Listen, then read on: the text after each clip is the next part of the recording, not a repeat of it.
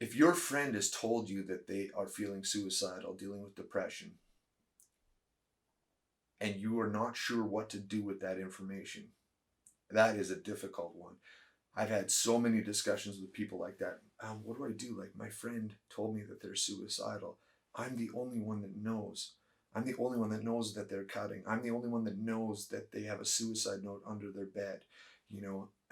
And I get it. Somebody goes, I don't want. They promised that I wouldn't say anything to anybody, and then you hold it inside, and you're going, well, if I say something, I could lose this friendship, and I'm the only person they trust, and and you're just struggling with that. That's a brutal place to be in.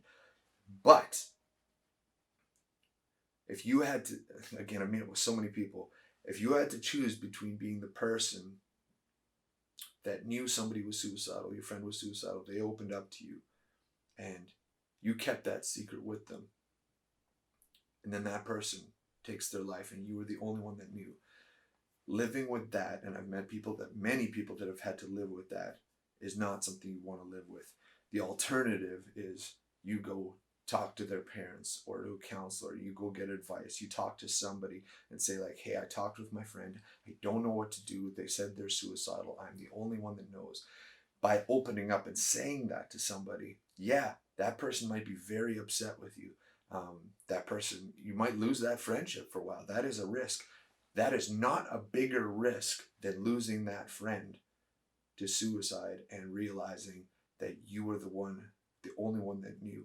So there's two ways that you could lose a friend in that moment, and you would much prefer to lose them because you shared with something. And I will say this, 90% of the time when I've met with somebody, that friendship is rocked for a little while, but not far down the line. Well, sometimes it can take years, but the person then comes back and said, thank you.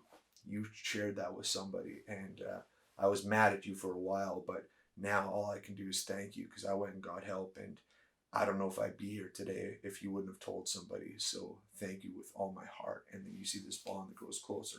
I can't promise you that's going to happen, but that's usually what does happen. It can sometimes take time, but you'd way rather deal with that friction of a relationship or a friendship rather than dealing with the fact that you could lose a friend completely. So that's something to weigh out, and it's not an easy thing to do. I promise you that, but you're going to prefer to do this one. I promise.